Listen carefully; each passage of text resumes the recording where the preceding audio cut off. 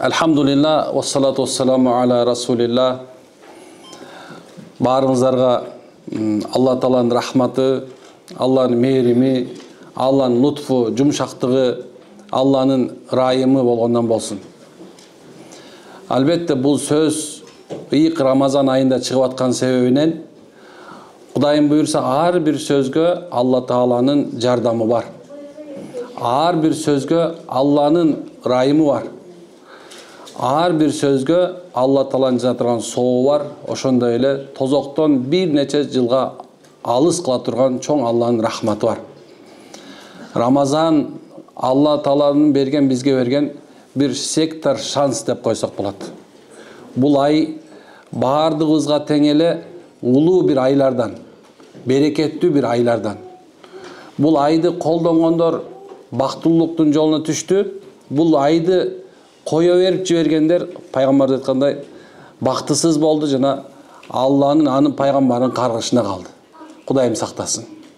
Каргыш деген нерсе ушул Азраил периште өзү пайгамбар минбарга чыгып бараткан мезгилинде ыйык Рамазан айы кирип келген убакытта орозо кармабастан өткөзүп ийген өжө болсо дагы бир вариантында орозо айы кирип келгенден кийин орозо кармабастан кайдыгерлик менен өткөзүп ийгенге лаанат болсун деген.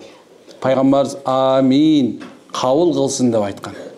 Ошол себептен айта турган нерсе ушул эки, бул ай ушунча деңгээлде экен, Алла, периште, пайгамбар субханалла некен амин деп койгон жер экен. Алла Таалам баарыңыздарга ушул жерге отурушуңуздарды берекеттүү кылсын машалла. Ушул жерде уга турган сөзүңүздөрдүн баары жугумдуу кылсын Кудайым. Анан Аллахым баар жана жеңилдик берсин. Сабак экиге бөлүнөт. Биринчиси бир аз кичине вааз насаат, андан кийин суроо жоопторго. Ошол себептен кимде суроосу боло турган болсо, башалла жазып, анан бу кызматтагы балдарга берип койсун. Ошол берер менен эле ана сорттоп алабыз эле суроо жооп бере беребиз. Алхамдулилlah. Демек, исламда аял дагы, эркек дагы бизнес кыла алаттан баштайлы. Ислам келгенге чейин эле пайгамбарыбыздын доорунда эле аялдардын соода кылышы, аялдардын же болсом да бир ишкерлик кылышы шариятыбызда тыйылган эмес. Мындай айтканда, ошол заманда да тыйылган эмес, пайгамбарыбыз келгенде да тыйган эмес. Ислам эркектин дагы аялдын да илим алышын өкүм кылган. Ал өкүм эң биринчи Кур'ан аят түшкөндө эле икра, окуу деген сөз түшкөндө белгилүү болгон. Алла эркек окуу деп айткан жок, же аял окуу деп айткан жок, икра, окуу деди. Пайгамбарга буйурду, пайгамбарга буйурган нерсе сиз менен бизге буйрулду. Демек, ал эми пайгамбарыбыз тастыктап илим алуу эркекке дагы, мусулман эркекке дагы, мусулман аялга дагы парыз деп айтты. Демек, илим алуу мусулман эркекке дагы, мусулман аялга дагы эмне болду? Парыз. Парыз деген сөз кандай десе, өкүм болду. Демек, мусулмандын караңгы болушу, мусулманканын деп коён, мусулман аялдын караңгы болушу исламда жактырылбаган нерсе. Ислам эмне үчүн мен ишкерликтин башында мен субхан силерге окуу жөнүндө айтып атамын. Анткени себеби ар бир ишкерлик караңгылык менен болбойт. Же болбосо ошол нерсе, кайсы нерсе пайда көрөм дей турган болсо, ошол эң биринчи улуу кудуреттүү Алла Тааланын белгилеп койгон өкүмдөрүнө, же шарият деп сүйлөйлү мындан кийинкисинде, шариятына туура келиш керек. Ошондой эле ошол жердеги некен экономикалык, финансылык нерсеге мындай байланыштуу болуш керек. Демек, субханалла, илим алуу кандай десе, кайсы илимди алыш керек десе, Азирети Умар радиаллаху анху айтат. Азирети Умар радиаллаху анху, Аллах андан разы болсун, айтат. Соода илимин билбестен туруп, биздин базарларыбызга кирбегиле деген.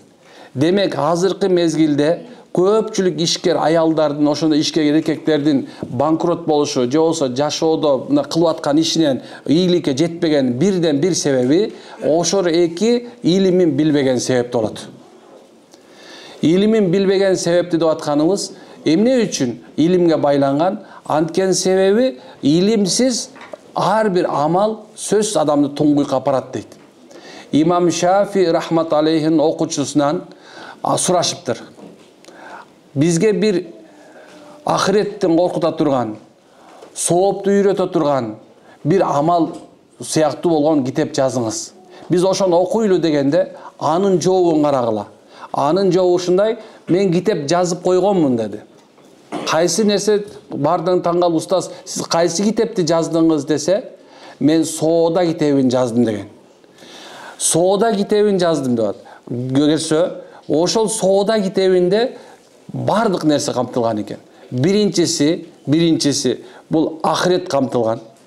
Анткени себеби ар бир амал ахиреттен коркуудан башталат. Эгерде бирөөнү ахиреттен коркпосо, ал үчүн шарият некен жок болот. Ал эми ким көбүрөөк Алладан коркот десе, илимдүүлөр Алладан көбүрөөк коркот экен. Аят буга далил. Менин илимдүү пенделерим дейт, Алла айтып атканда маанисинде. Илимдүү пенделерим менден көбүрөөк коркушат. Менден коркот деген нерсе менен эсеп китептен коркушат, эсеп күнөөнөн коркушат деген сөздү айтып аткан Аллах. Демек урматтууларым, аял дагы эркек дагы биринчи, эгерде бир кандай бир иш кыла турган болсо, ошол шариаттын деңгээлинде ошол илимин билүүгө эриши керек экен. Бул жана соода жагын айтып аткан жокпуз. Авалги кайсы ишти иштесең дагы, кайсы жолду жолдоп аткан болсоң дагы, ошонун илимин билүү бул парыз болуп эсептелет. Bir darıger, бирөөнүн дарылашынын алдында ошол илимин толук билбей турган болсо, дарылай турган болсо, некен пайгамбарыбыз менин жаныма кыяматта жолобосун деген. Мен ага кепилдик өтпөйм деген. Демек бул жана айтканда, эгерде пайгамбар айтып аткан болсо, анда илим ар бир нерсе зарыл экен. Илимсиз караңгы мусулман болуу ибадатта дагы күнөө болуп эсептелет. Ибадатта дагы. Ибадат дегенimiz намаз. Намаз бул Аллага жакындоо. Эгерде ошо намазда окуат дагы ошонун илимин билбей турган болсо, ал окуган сайын некен сооп таппастан күнөө табат экен. Ошонун себебинен пайгамбарыбыз саллаллаху алейхи вассалам 1000 ракат, 100 000 рекет, 200 000 рекет намаз окуган, нафил деп коелу. Бул парыз намаз айткан, нафил, ыктыярдуу намаз окуп отурган адамга караганда, китепти минтип ачып, карап койгон адам артыгыраак деп айткан пайгамбарыбыз. Демек бул жерде айта турган нерсе, илимсиз эч бир нерсе, эч ким ийгиликке жете албайт экен. Бул белгилүү болду. Биринчи сабак эмне болду? Биринчи эмне жөнүндө айттык биз азыр? Жок, силер турман журналдар мени. Эмне жөнүндө айттык? Ай, машалла, илим жөнүндө айттык. Демек, илимсиз некен эч бир эшик ачылбайт экен. Ислам ушуну карайт. Мен дайыма айтып берем. Качан динге келгениңерде, качан динди үйрөнгөр келсе, китептен карагыла дейбиз. Алымдардын, устаздардын алдына отуруңуздар дейбиз. Эгерде устаздардын алдына отурбаса, илимге көңүл бурбаса, ал адамдар эртеңки күнү кайра тас кейпине түшүп калат. Ошол эле кейпине түшүп калат. Мурункудай эле жолугун чечип ыргытат, ошондой эле субханалла баягыдай эле иштерин кылып баштайт, мурункудай нашасын чегип баштайт, мурункудай эле арагын ичип баштайт, мурункудай эле сабап баштайт, мурункудай сөгүп баштайт. Эмне үчүн? Анткени себеби субханалла ошонун илимин билбеген себепти болот.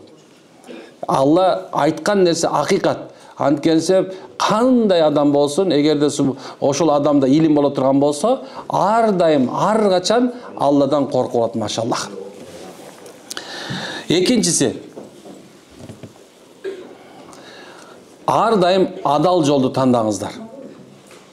Кимде ким илим ала турган болсо, демек ал адал арамды түшүнүп калат. Пайгамбарыбыз мындай деп айтат: адал дагы белгилүү болду, арам дагы белгилүү болду дейт. Эмне болуптур? Адал дагы, арам дагы эмне болду? Анын ортосунда күмөндүү нерсе бар. Ошол күмөндүү нерседен сактангыла деген пайгамбарыбыз. Шубха.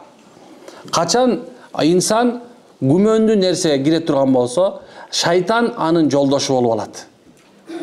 Демек, бир кайсы иште мисалы шайтан кантип келет? Биринчи сиз мына илимин алдыңыз, эми алгандан кийин иш баштаардын алдында дайыма эки нерсе сизге жар болот. Жаныңызда жүрөт. Биринчиси бул шайтан болот, экинчиси субханалла, буну айтканда сиздин акылыңыз, сиздин субханалла иманыңыз болот.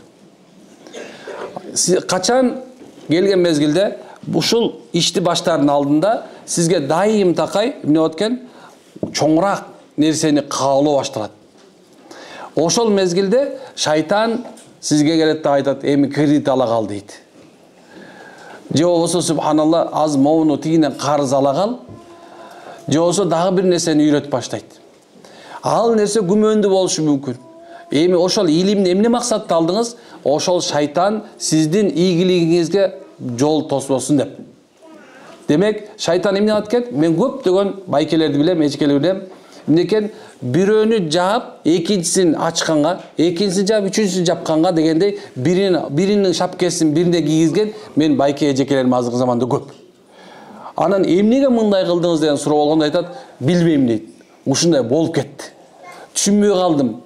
Демек, субханаллахын түшүнбөй калган, билбей калганын бирден бир себеби эмне болду? Ошол шубха, күмөндүү нерсеге бизден, мындай айткан, биздин душманыбыз шайтан салды. Эми аз айтышым мүмкүн да, ишкерлик менен шайтандын эмне тиешеси бар деген суроо бергенге болуп атабы? Эмне тиешеси бар? Бул жерде финансы да, мисалы алсам, мынакей колумда 10 000 долларым турат, машалла, мынакей мен баштаган атам, мындай кирип атам, алдым, саттым болуп атат, субханалла. Ошол мезгилде биздин жан дүйнөбүзгө ушундай нерсе салынат. Ушундай нерсе салынат. Кандай десе, айтылат экен, сен тезирээк байышың керек деп. Bizde мындай bir трендовый söz бар. Бутка туруш керек деген. Бутка тургандар барбы? Кол көтөрүлөчү. 3 бутта басып жүргөндөр бар. 4 бутта басып жүргөндөр барбы? Мүмкүн эмес экен, туурабы? Демек, субханалла, ушул сөз шайтандын сөздөрүнүн бири деп ойлоп койгула дайыма. Алла ошол шайтанга сени ишкерлигиңе кол салып баштаган мезгилде бир сөздү Алла айтып койгон Куранда. Силер шүгүр кылла, биз көбөйтүп беребиз деген. Демек, ар бир ийгиликке жеткен адам илим алып, экинчиси субханалла эмне кылыш керек экен? Шайтанга шүкүр менен тосмо коюш керек экен. Бул иман, по шариату айтып келет. Мен сизге эмесин айтып келатам. Анан 2 жерде 2 4, 2 жерде 2 5 деп айтып баштайм азыр. Түшүнбөй калбаш үчүн субханалла эстеп алыңыздар. Бул шариат ушундай чоң бир илим. Адамды адам кылуу бул илим. Ал эми адамды бир нерсеге үйрөтүү бул билим. Унутпаңыздар, Алланы таануу, Алла аркылуу өзүңүздү таануу бул илим болот. Ошон үчүн илимдүү жанагындай адамдар субханалла шариат окуганды илим деп айтабыз биз. Ал эми субханалла адамдыдан оокат таап жешти үйрөтүү, бул айтканда дайыма адамга кесипке үйрөткөн бул билим болот. Айырмасы бар экен. Демек, ошол соодагер адамгерчиликтүү болуш керек экен. Бир хадис кошуп коям азыр. Чынчыл, таква, Кудайдан корккон соодагер кыямат күнү пайгамбарлар менен, шейиттер менен, салих Кудайдан корккондор менен бирге тирилет. Же болбосо бейишке кире тургандар менен бирге тирилет деген. Демек, бул жерде айтылганда максат эмне десе, ошол соодагердин адамгерчилиги, соодагердин ошол иш кылып аткан адамдын кайсы тармакта болбосун, мен соода деп эле айта берейин, бардык тармактарга алыңыздар муну. Демек, кайсы иште иштеп аткан болсоң, сен адамгерчилигиң, сенин иманың, сенин чыныгы адамдык сапатың сени көтөрүп тура турган болсо, демек эмне экен? Сен чыныгы эртең ийгиликке жете турган, чыныгы мындай жашоодо бир жакшылыкка жете турган мындай бир мусулман болоруңду унутпашың керек. Демек, биз биринчиси караңгылыктан чыктык, экинчиси биздин душман шайтан экенин билдик. Демек, шайтанга каршы боло турган нерсе эмне экен? Шүгүр. Демек, бутка туруш шарт бекен? Жок, субханалла. Бутка туруш шарт эмес, адалдан болушу. Аллага жагымдуу болушу, пайгамбар көрсөткөн жолдо болушу бул чыныгы шарият жолунда мен мусулманмын деген адамдын мынекен жүрө турган бул жол экен. Мусулман эркек жана аял качан шарият жолу менен жүрө баштаганда ал кудум сууда жүргөн балык сыяктуу болот. Ал эми шариаттын илимин билбеген, ошол нерсе илимди мындай ойлонбогон адам мындай бир сууга кирсе, мынекен чөгүп өлүп кала тургандай болот экен. Жанагындай бир камакка кирген, капаста турган чымчык сыяктуу болуп калат. Демек, биздин мусулманчылыгыбыз, биздин исламдагыбыз бизди дайым алдыга сүрөйт. Кайсы жагынан да? Демек, илим жагынан дагы, шүгүр айтуу жагынан дагы, адал тандоо жагынан дагы эми эң чоң нерсе бул ар бир иш тармагында турган адамдыкы бул такыбачылык.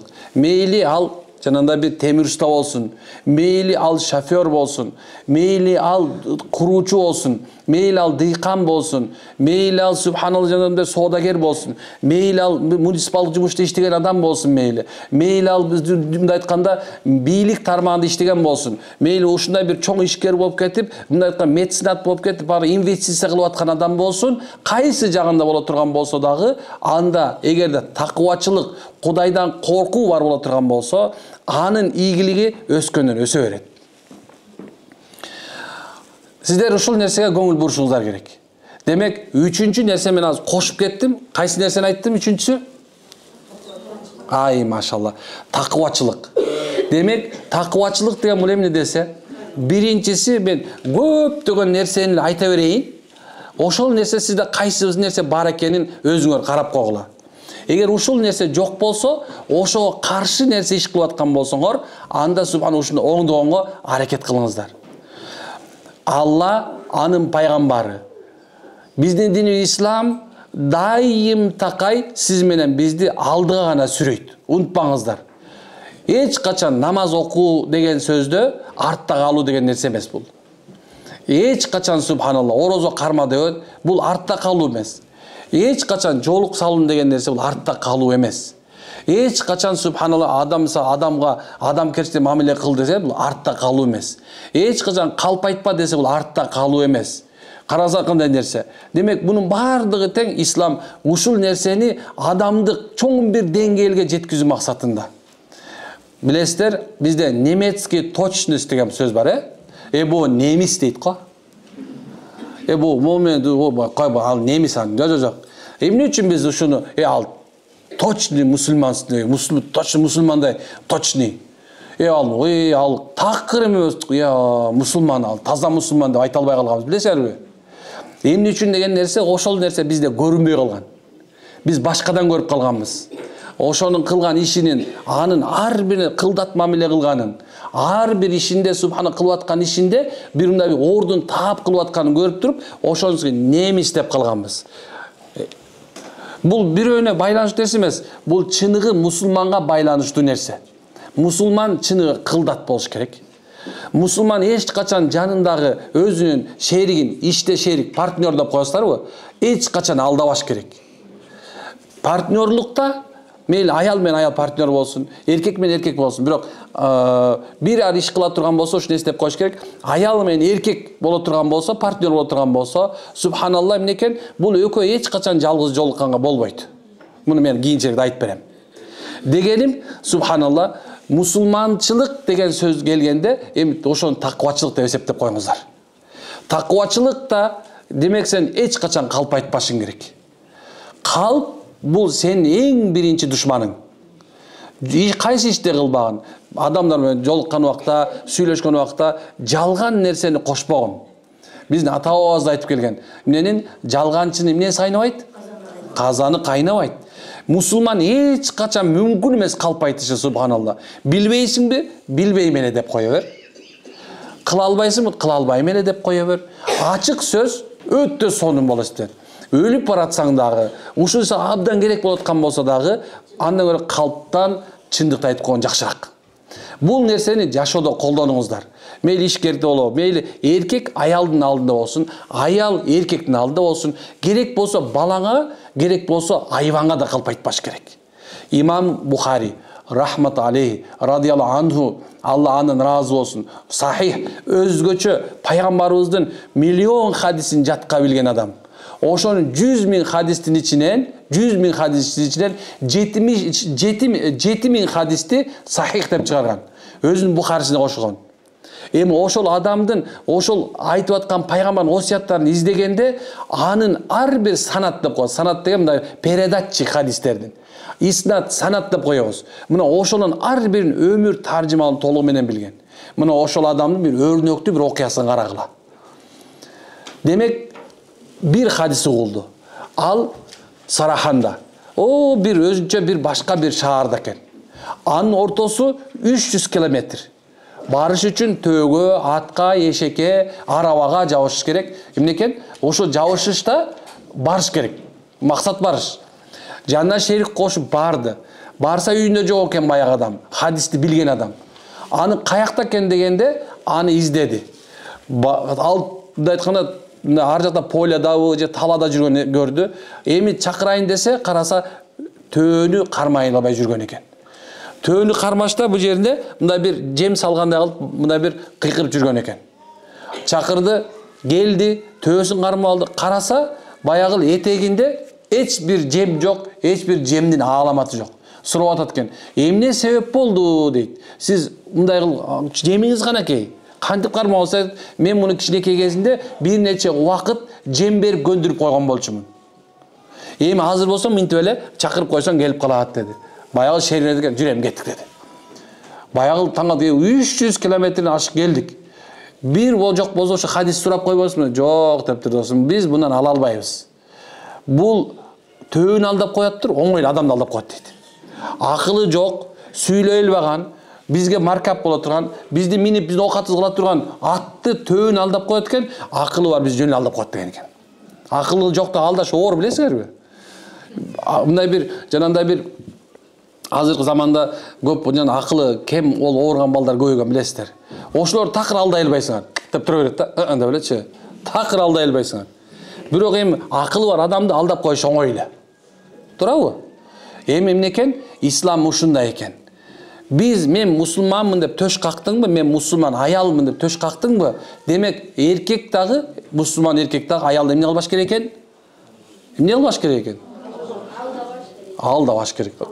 Туура, бу алдабаш керек деген сөздү кошуш керек болуп калды. Алдабаш керек. Калп айтпаш керек, жалган кылбаш керек. Жалгандын түрлөрү бар экен.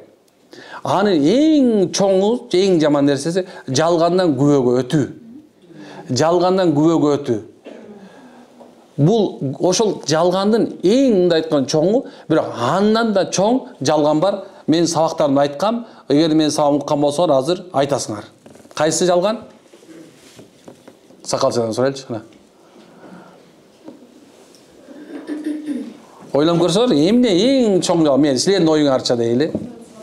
Күмөн сана деди. Силердин эркектерди сурайын. Эркектердин IQ-су күчтүүрөөк болот деп мактай берем го? Ишен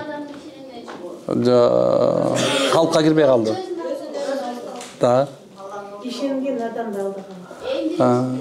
Бирөөнү алдардан мурун өзүндү алдаганда болбойт го деп. Сага ишенген адамды жүрөгүнөн. Жүрөгүнөн. Жүрөктөрдү кое турла бияка. Жүрөктөрдү бияка кое турла. Азыр биздер мындай твердый нерседебиз азыр. Субханалла, биз илди шариаттабыз, машалла. Ладно. Көрбөгөн түшүн көрдүм деп айтуу дейт. Түш көргөн жок. Мен жалган жөнүндө айтып атам. Жалган нерсени жүрөктөн чыгаруу максатында айтып атам. Ушул нерсе азыр эле бар болсо силердин жүрөгүңөрдө, ушуну чыгарып салгыла. Эч качан калп айтпаңыздар. Чындыкты айтыңыздар. Чындык бул бардык нерсенин өбөлгөсүн түзөт. Мындай айтканда, эгерде мындай бир бак тиге турган болсоң, бактын тиге турган жериң кандай болуш керек? Жакшы болуш керек, туурабы? Таштак боло турган болсо да аны чоңураак кылып ташып, анын таштарын алып туруп, анын ичине мындай кыктан салып, мындай бир удобрение салып, ошентип отуруп туруп анан кийин жакшынака бак тигет, туурабы? Ошол сиздин ишиңиз жер боло турган болсо, ошонун эң негизги максаты эмне экен? Ошол сенин ишиң биринчи жалгандан башталбаш керек. Жашоо деле ушундай. мисалы үйлөнө турган болсо, мисалы күйөөгө тие турган болсо, башында эле калп айтпагыла. Мен момдаймын эле айтып кой болсо, мен момдаймын. Кээ бирде тилим койргенде чото качасың деш керек да. Же болсо субхан кээ бирде ушинтип ийем. Калп экен, бул нерсе болбош керек экен. Пайгамбарыбыз саллаллаху алейхи вассаламдын чындыкта чынчыл болгон себебинен эмнекен Хадиша энебиз өзү пайгамбар саллаллаху алейхи вассаламга кызматчысы аркылуу жуу түшүргөн. Пайгамбарлыктын эң чоң нерсеси пайгамбар саллаллаху алейхи вассалам ошол мезгилде Мухаммад амин деп турушу пайгамбар саллаллаху алейхи вассаламдын мындай бир чынчылдыгынан болгон. Чынчылдык бул исламда өтө чоң орун ээлейт. Демек пайгамбарыбыз качан Хадиша энебиздин бардык товарларын алып туруп башка жака апарып сатып кайра келгенде бир чыркай тыйынын коротпостон санап бергенде таң калган. Эми сени мен иштешем деген. Пайгамбарын иштешет, акырында ушунча эле чынчылбы деп жанына бирөөнү кошуп берип туруп, аны барып туруп соода кылганын көрүп, кайра келатканынан келип көргөндө Хадиша субханалла эмне пайгамбарды сүйүп калган. Пайгамбарлыктын эң бир чоң нерсеси пайгамбарыбыздын Хадиша энебиздин ортосунда мамиленин түзүлүшү эмне менен болгон? Чынчылдык менен, жалган менен эмес. Демек жашоону жалгандын үстүндө эмес, дайыма чындыктын үстүнө курганга мусулман аракет кылыш керек. Чынчылдыктын үстүмеси, берекеси дайыма өсүү. Чындык бул өстүрөт, калп жок кылат. Эмне үчүн бул сиздер азыр мындай мен мындай түшүндүрүп атканда айтайын деген нерсем ушул эки. Ар бир нерсенин мындай көрүнө турган тарабы бар, анан көрүнбөй турган тарабы бар. Көрүнбөй турган тарабы мына ушулар. Эгер ушуну тургузсаң, андан кийинки нерсең турат деген сөз. Шариат эки түрдүү болот. Биринчи түрү көрүнбөгөн жагы бул кайып деп айтабыз. Экинчиси көрүнүп турган жагы. Сиздин кыймыл аракетиңиз, ачка болуп турушуңуз, ажыга барышыңыз, турабы? Мунун баары көрүнүп турган нерсе. Эми адам ушул сиз менен биз мусулман көрүнбөй тарабын өстүрө турган болсо, көрүнгөн тарабы өзүнөн өсүп кетет.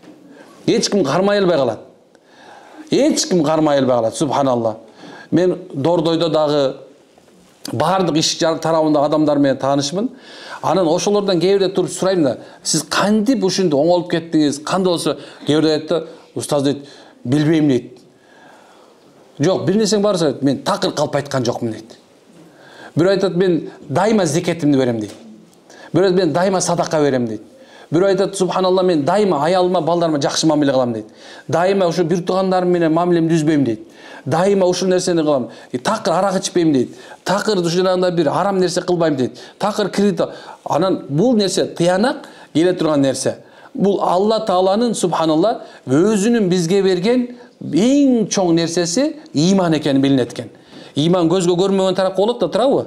Кимде көзгө көрүнбөгөн тарап жакты оңдосо, анан субханалла бияк жагы оңолот экен иншалла. Туруп коелу, Туруп коелу, машалла. Мен аябай бир башкача сүйлөп атып окшойм. Баары уйкуңар келди, машалла. Колду мындай чыгарабыз, мынтип коелу, машалла. Аллах, башты мынтип койсоң, машалла. Башты кыймылдатып коелу, башты кыймылдатып коелу. Кыймылдатып коелу, машалла. Кыймылдатып коебуз, болду, отур эми. Сабактарды өтө берип. Силер өзүңөр нудный тема тандап алыпсыңар да. Аябай керек, бирок нудный тема да. Силер субханалла бул нерсени азыр мага илимий деңгээлде чыгарып бер деп чакырдыңар. Достуктун ичине алып кирип алышты. Бизнес ледилер, бизнес вумендер ачты. Субханалла. Мен мындай болуп кетет деп ойлогон эмес. Мен башка нерсе, мен бул сен бүгүн Аллах үчүн эмне кылдың деген китепти алып келген болчумун. Чын ушул нерсени алып келген болчумун. Анан мага аябай жакты, эгерде кимде мүмкүн боло турган болсо окусун. Эмеси которгон Орозалул Асылбек деген которгон экен. Анан бирок билбейм эми мында 280 сом эле экен. Бияктан эле алгам, бир тура бериптир, анан ким түндө кандай тема кылам билбейм. Ана китептерди ачып көрдүм, бияганы ачып көрдүм, тияны ачып көрдүм. Теманы Азиретке айт десем айтпайт, кайсынесин айтам билбейм. Анан субханалла, анан могу ушул эле теманы алып келип алган болчумун. Мындай ушундан эле айтып берейин депчи, мындай эң жөнөкөй деп.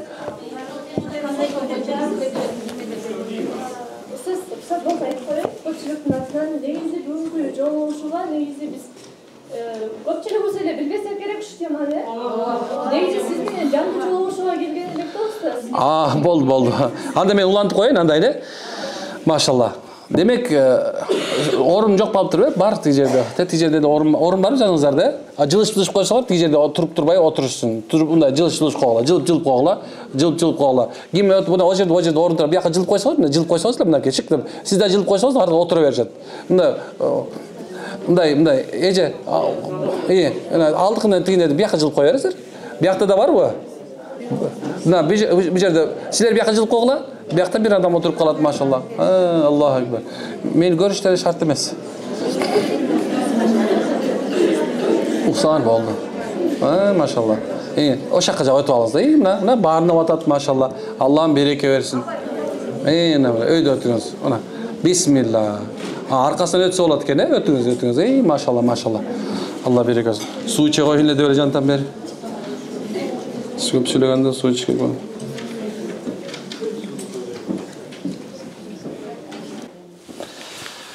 Машалла. Кичине болсо дагы жазып алгандын бир белгиси, Аллахым ыраазы болсун. Айтайын деген максат эмнеге жеттик?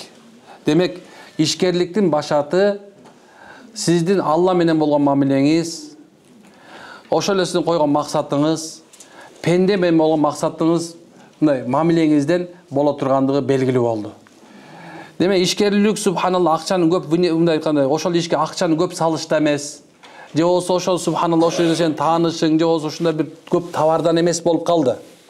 Демек субханалла эң чоң нерсе сиздин Алла менен болгон, пайгамбар менен болгон, адамдар менен болгон мамилеңиз менен болуп калган түшүндүгүңүздөр болуш керек. Демек ушул чоң нерсе ушуга эле байланган. Кимде ким мындан башка нерсе, мен муну сүйлөшүп угулат экен да силерге. Жантан бери муну айкырып атам. Мейли. Демек карай турган нерсе эмне болду? Мамиле болду. Бизнес по шариату дегенде мына ушундан башталат. Кимде ким башка нерседен баштап алган болсо, анда туура эмес жолду тандады. 2-ге 2 кошто 5 болот десең, субханалла, эмне экен бул математика. Бул жерде болот же болбойт. Эми ушул мамиледен кийинки чоң нерсеге биз даяр болушубуз керек. Эмоционально даяр болушубуз керек. Бир хадис баарына чүрүтүп болот. Пайгамбарыбыз элестетип отуруңуздар. Пайгамбарыбыз аттын үстүндө баратат. Аркасында Аббас отурат. Ким отурат экен? Аббас радиаллаху анху, Аллахтан ыраазы болсун. Жаш бала, бирок зирек бала. Кийин субханалла мухаддистердин атасы, муфассирлердин атасы болуп калат. Мындай айтканда, эң ислам дининдеги Куранды чечмелөөн илимдин башаты Ибн Аббастан кетет. Мына ушул адам пайгамбардын аркасында отурат. Анан пайгамбарыбыз я валят, уулум деп атат экен да. Уулум дегенде, кызым, уулум деп ушул баарын артынан өзүңөр алгыла. Пайгамбар сиз менен бизге кайрылып атат. Пайгамбарыбыздын сөздөн окугандачы өзүңө айтып аткандай айтылат. Ар бир сөз айтылып атабы пайгамбардан? Значит, мага айтып атат деш керек. Балам дейт. Лаппай я Расулла. Мен сиздин жаныңызда турам. Айтыңыз, эмне максат? Эмне айткыңыз келип атат? Уккунда Аббас дейт. Деп туруп 8 нерсени айтты. 8-өө бул мен аналайында эң акыркы 2 сөзгө көңүл бурабыз. Уулум, билгин. Эгер адамзаттын бардыгы жана шайтан, жин шайтан, периштелер да кошуп кой, отпой, чотпой бардыгы тең чогулуп келип, сага жакшылык кылабыз десе, Алла каалаганчалык гана кыла алышат. О уулум дейт, о кызым, уккун. Эгер адамзаттын бардыгы, периштелер, жин шайтан, отпочут бардыгы чогулуп келип, сага зыян кылабыз десе, Алла каалаганчалык гана зыян кыла алат дейт. Демек, жашооңдо кайсы нерсе келген болсо, ишкерлик кылып атасыңбы? Үй бүлөлүк маселеде болсун, достчулукта болсун, катышууда болсун, мамлекеттик маселеде болсун, кай нерсе болгон болсун, адамзаттын бардыгы чогулуп сага жакшылык кааласа, Алла каалаганчалык гана келет. Жаманчылыктын бардыгы тең Алла каалаганчалык гана келет. Демек, сага болду, ушундай болмок күлүп коюш керек. Күлүп кой деген ыр бар го. Мен уже жакшы көрөм, ошо болтойгон эже ырдачы эле кичинекей кезимдечи. Ошо эже барбы билбейм, жок. Жок, барбы же? Күлүп кой деп эле эмеде чыгып калчу жанагындай детский передачачы. Молодец эже. Ошол эженин эмеси анан мындай аябай мындай адамга эме берет. Күлүп кой. Демек, бирөөгө сен жамандап кетти да турабы? Сен күлүп кой. Мындай самотек деген сөз бар белесиң мындай. Ар бир нерсени өзүнүн ыгына калтырган болсоң, ошого переживать этип, ошону жаман көрүп, анын аркасынан барып компромат издеп, аны чукуп, аны жок кылам деп, эмне үчүн мындай айтат деп, эмне кылыш баш экен? Кереги жок экен ал нерсенин бар. Алла каалаган нерсе келди сенин башыңа. Алла каалаганчалык гана байлык келди. Алла каалаганчалык жаманчылык болду, бүттү. Сен проблема кылбайм муну. Ислам акыйдасы ушул экен. Иманды мусулмандын акыйдасы ушул экен. Мындай жакшы ойлоп көрсөңчү, мындай ошону сага кылган жаманчылыгын ойлоп көрө турган болсоң, кичинекей эле болду. Иманды сен көтөрө аласың. Эмне үчүн дегенде, Алла Таала кайсы нерсе боло турган болсо, сен көтөрө ала турганчалык гана берди, болду. Сен көтөрө аласың ошону. Көтөрө албай калбайсың. Билесиң ал, ошол нерсе сага келмек, ушул нерсе, сен разы болушар. Алхамдулилlah. Bir geldi maşına onunla geldi, tank da süzüp saldı, tank, emne kıldın anışıma, sanımı, çok subhanallah. Allah kalagançalık boldu bol. Bundan çoğurak bolgan bolsa sen götür albayt bolçusun. Sen bolgana kırıla oşunca olatasın, maşına polunu sürdü, ölüp olmasın. Şunday derse.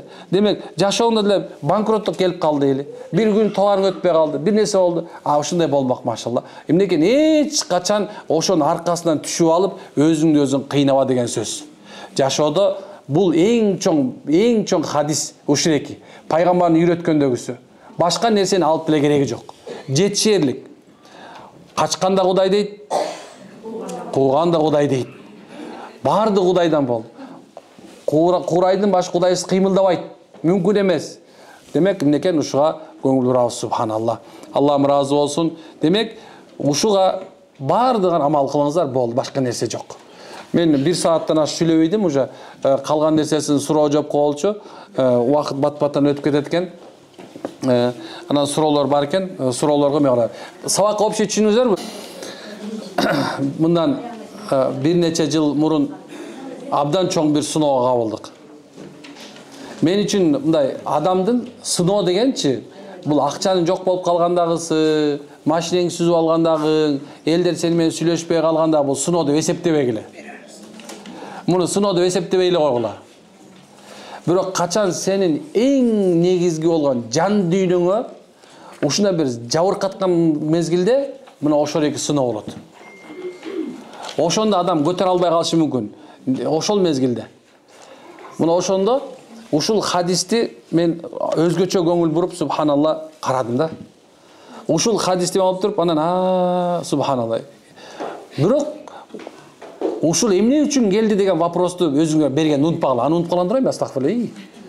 Эмне үчүн ушул нерсе мага келип калды? Эмне себеп болду дегенде, анан ла илаха илля анта субханака инни кунту миназ залимин дегенди унутпаңыздар. Анткени биз билип да билбей да күнө келтиребиз. Юнус алейхиссалам дуасы ушул жерде керек болот. Ла илаха илля анта. Сенден башка эч бир кудай жок. Inni kuntu minaz subhanaka. Sen кемчиден тазасың. Inni kuntu minaz zalim. Мен өзүмө эле өзүм зулумчулук кылдым. Мен кылдым. Мен кылбаганымда анда субхан ушул нерсе келбейт болчу. Мен күнөөм себептүү болду. Деп туруп анан кийин өзүңдүн күнөөңдү артка сүйрөшүң керек. Карап көрсөң, тиги бир бурчта субханалла бир адамдын көңүлүн өлтүрүп койгонсуң.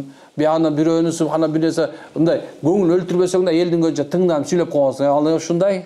Эми ушул Алла Таала көрсө, мындай бир эсеп шадидил иқаб деген Алла Тааланын бир чоң бир сыпаты бар. Ал сыпат ушул эки, Алла ушундай бир эсеп кысапка ушундай бир бекем экен да.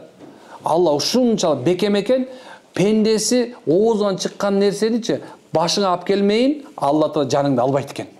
Бирөөнө тыңданып койгонсуң, бирөө тилден буттан жыгылган турат экен да, тилден жыгылган эмне болот? турбайт экен. Демек, тил сүйлөп койгонсуң, ойлоп койгонсуң, адамга туура эмес мамиле кылгансың. Мына ушунун баардыгы тең субханалла сиз менен бизге ошол нерсени алып келет. Ушул хадиске аябай көңүл буруңуздар. Башкача нерсени айта албайбыз эми. Iya. Hadis'in atı olmuyor. Hadis'in babı olur. Bab kabul hadisler. Bu takdir babında gelet, kadar babında. Bukhari'de de gelet, Müslim'de gelet, İbn Majah'da gelet, Abu Davud'da gelet. Bu hadis bardır. Hani en yaxşısı Momunlar Bakçası degen yaxşı kotorması menen bar. Momunlar Bakçasını okuran Şafi mazhabında alım жазган. Bir aytayın derim, oşol kitapta okuңuzlar. Maşallah.